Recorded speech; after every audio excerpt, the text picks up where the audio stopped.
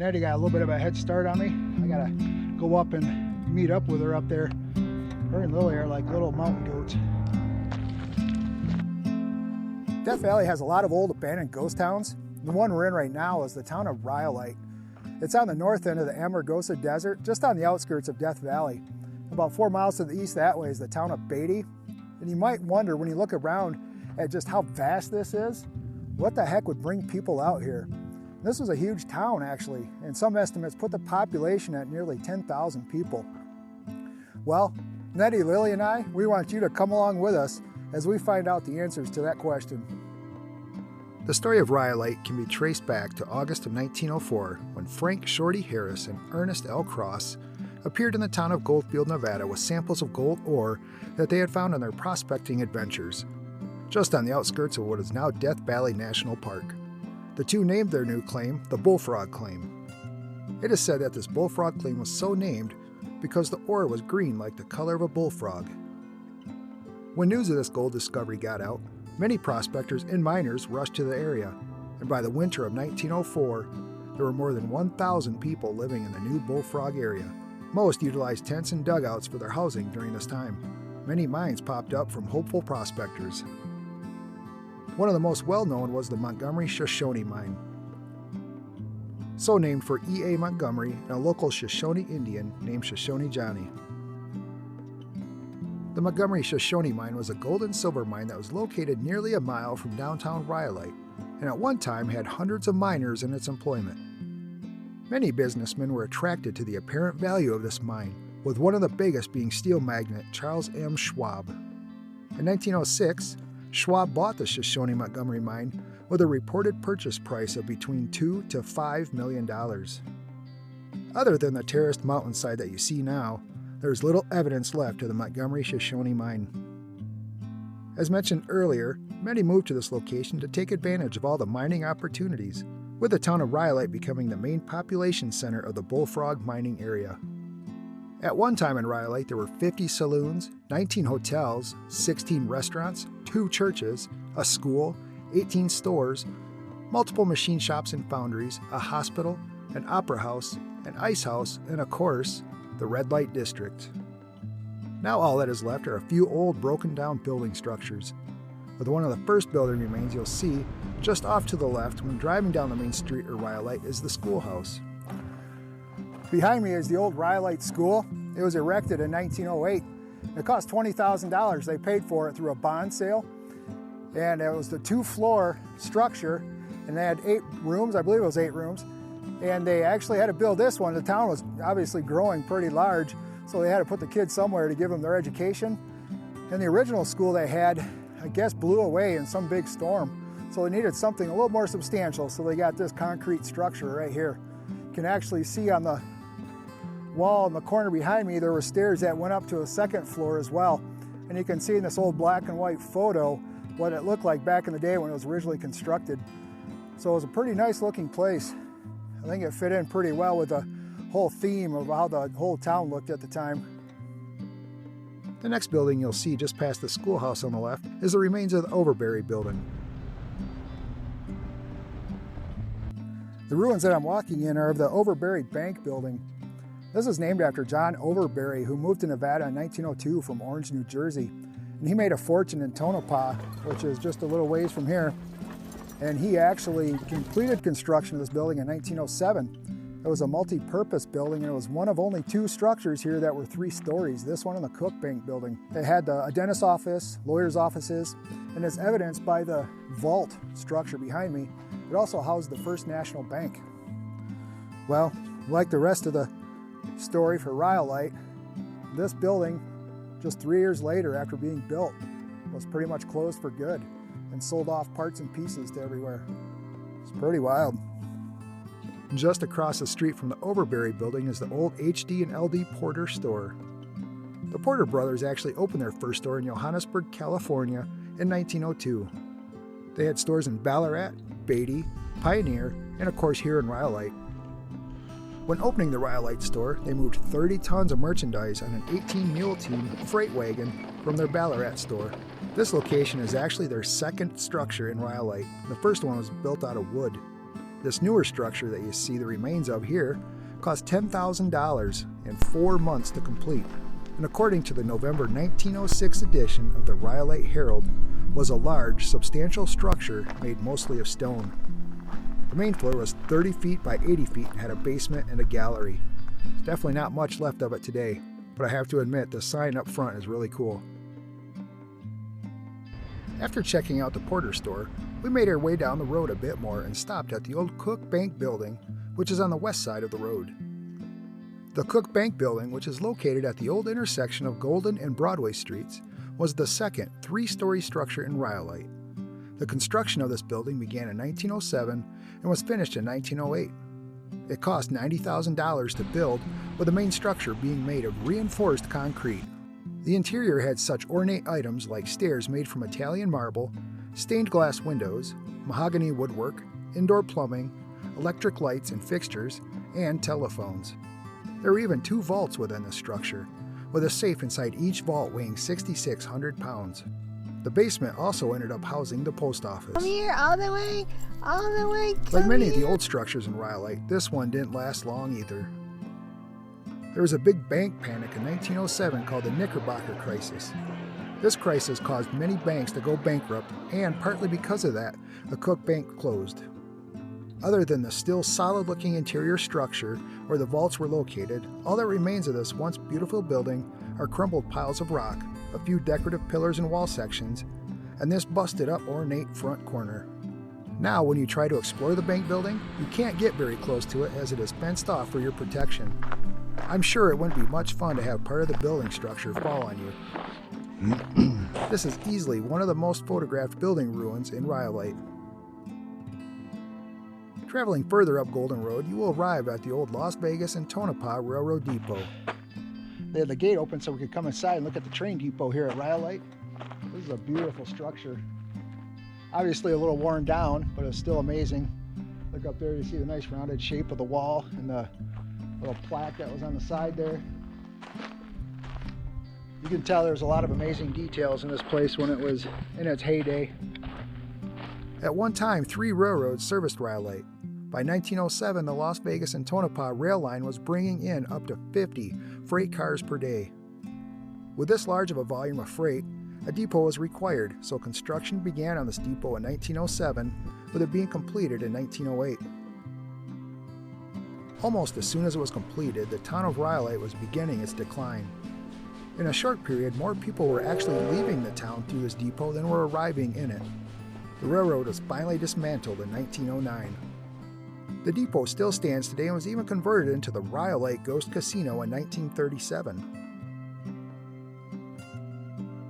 When you come out here to visit, you might get lucky and the gate and the fence will be open, allowing you to get a look at the cool architecture as well as many of the old train-related items. There is even this old Union Pacific train car right next to the parking area. While you can't go inside it, you can check out the structure of this car and get a good feel for how old it is. The building has passed hands many times through the years since, but it is now part of the permanent charm of this old ghost town. After exploring the old train depot, we made our way towards the old jail and other buildings that were in what was the old red light district. To get to the old jail, you turn east down what was Colorado Street. You can't miss the old jail at the end on the right. The jail was a pretty cool building, and we could only imagine the comings and goings that likely occurred here. This is pretty cool. Looks like a heavy door. Yeah, definitely welded shut. That's not going anywhere. This is the Rhyolite Jail. This was actually built in March of 1907. And before this jail was put up, they actually had to bring the miscreants over to the jail at Bullfrog. And that was a costly endeavor. So any town where you have a lot of mischief going on, I think you'll undoubtedly need a jail. So this certainly sufficed. It was built of concrete and had 4 steel cells where they could keep people in. Pretty solid structure. Even today, it's got a lot of solid walls in place. When you look in through the sides and the windows, you can see the inside. It's pretty worn down still. There's a lot of steel kind of hanging down. There's all kinds of debris and things on the inside. It looks a little beat up. And this one right here, my Lily, obviously she wouldn't have to go to jail because she's too good, but pretty cool structure. And just across the dirt road from the jail was another neat old building foundation that was just begging for exploration. I'm assuming that since this is in the red light district, this must have been one of the brothels that were on the site here. There's a lot of old metal strewn about in here, and even in the corner there's an old, looks like a concrete sink. But you can still see a lot of the foundation in place here. Pretty cool. And up the side here you can see how the structure was made. Looks like rock, and they just piled in a bunch of mortar. Definitely don't want to come down here barefooted though. It's pretty cool down here. It's neat seeing these old buildings like this. But we do see some spots up on the mountain back there that we're gonna hike our way up there and check out. A lot to explore out here, that's for sure. The hike up to the grate wasn't too bad, but it was a bit rough in places, which means you definitely had to watch your step. This impressive grate structure is just up the hill from the jail and the miners' cabin, overlooking the red light district. This is pretty substantial. Just underneath there is a mine shaft. Don't know how far down that goes, but I'm pretty sure you don't want to fall down into it. And this whole area on the mountainside is littered with little mine shafts. Looks like most of them have fencing around them to protect people from falling in. This is pretty cool. After we checked out the heavy-duty grate and a few other spots, like this old mine entrance, which Netty just went a bit closer to so she could get a good picture of the tunnel entrance, we wanted to make our way up the side of the mountain to get a look at what we thought might be an old stone building structure. While Netty and Lily started to make their way up, I went over to take a few pictures of the town. I wanted to see if I could match the view of the old photos of this town from this vantage point.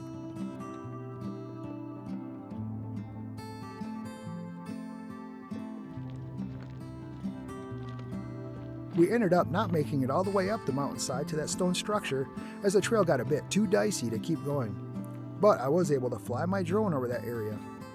Turns out it wasn't a building at all, but looked to be some kind of man-made access to a mine entrance. While I had my drone up in the air, I also got a few shots of the area to really show the size and desolation of this location. The hike down was pretty straightforward, but you'll definitely need to be more aware of your footing as the ground is covered in a lot of loose gravel, making it act extra slippery. When we took my dad out here, he ended up walking down behind me to use me as support, and more than likely to act as a human cushion in case he slipped and fell. Seems pretty smart to me. This looks like an old loading dock, or maybe part of a, oh yeah, it must have been part of a conveyor system. Brought ore or whatever from up there on the mountainside down to whatever machinery or vehicle is waiting for it down here.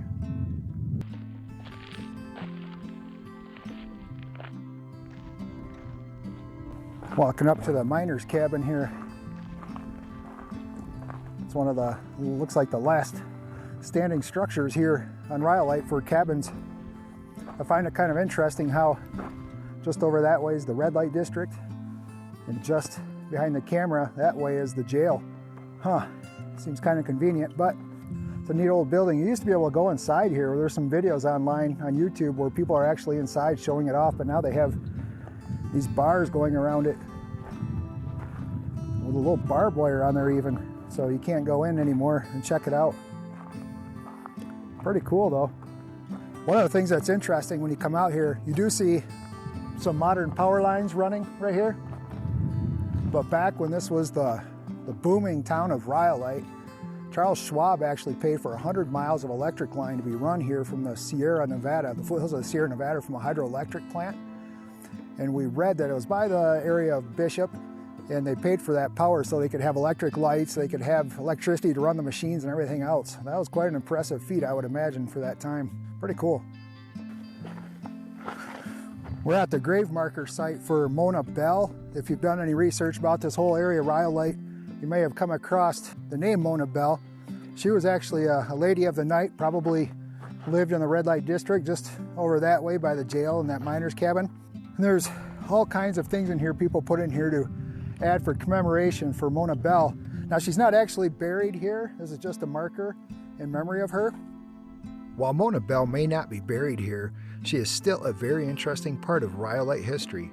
Her real name was Sarah Isabel Sadie Peterman from Battle Creek, Nebraska, and was originally married to a man named C.C. Heskins. For one reason or another, Sadie left C.C. Heskins for a man named Frank Skinner. The two headed out together for Rhyolite.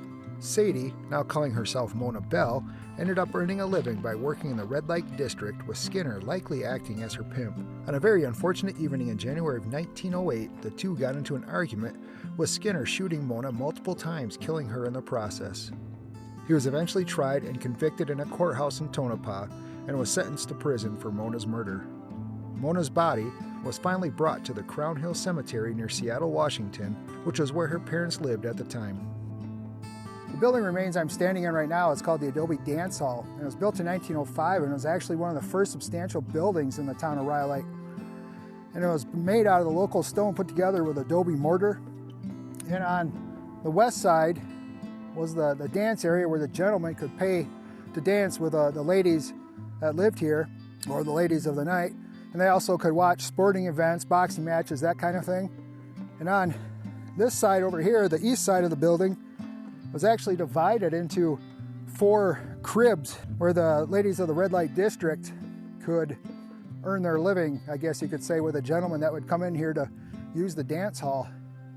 When you just walk or drive around out here and explore, you'll see cool things like the remains of the foundation to the old Miners Union Hall.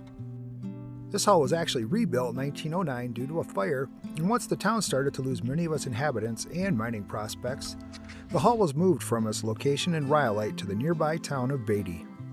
Other cool things to see are remnants of furniture, like these old chairs just laying around, or even pieces of pipe just lying on the ground. We also found this old building that has fallen in on itself. The roof has some cool tin can shingles with the name of a common chemical supplier from back in this era stamped into them. When you come out here, if you're able to walk around, we recommend getting out of your car and exploring the area away from the main roads. You'll be glad you did.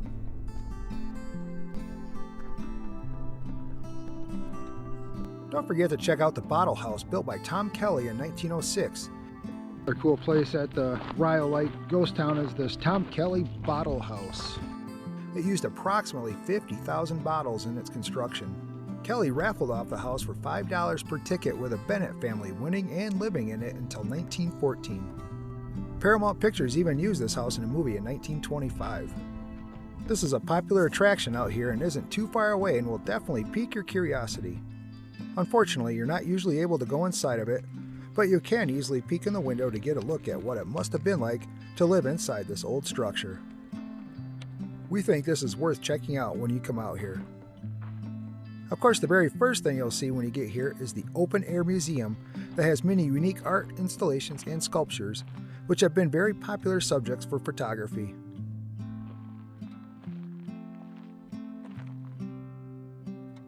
At this spot, there's also a museum that you can go into and check out. A donation is recommended for entry. Unfortunately, it wasn't open when we came out here, but looks like it would be pretty cool to see what it has to offer on the inside. Wait till Netty finds out I bought this couch for our apartment. She's going to be so excited. Sit back and watch TV. This would be perfect. I think it's safe to say I didn't end up taking that couch home with us. It didn't really fit into the decor of our apartment. Just after the Open Air Museum are these old rundown buildings and vehicles. Old truck frame and cab. Some old tanks by these buildings here. Don't know what these were used for, but looks like they had something in them for sure. Pretty neat. You can see the way this building was made. You have the wood here, then they packed it in with this, almost looks like a type of cement mixture. They're pretty rickety, but definitely worth checking out.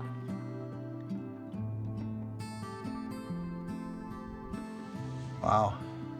I don't think that'd be a very comfortable place to stay anymore.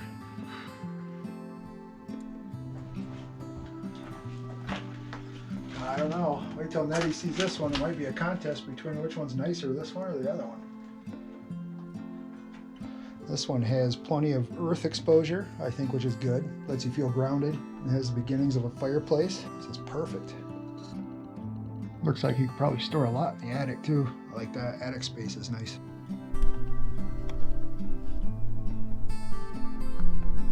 It almost looks like a store front, but I don't know what it is.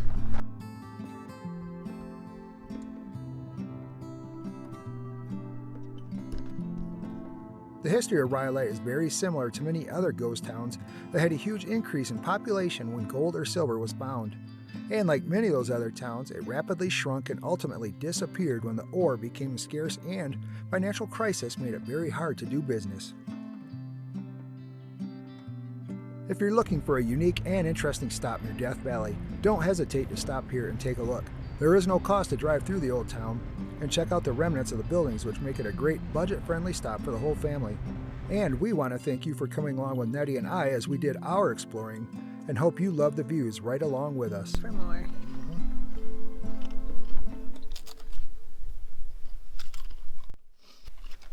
Dogs need weekends too. Absolutely.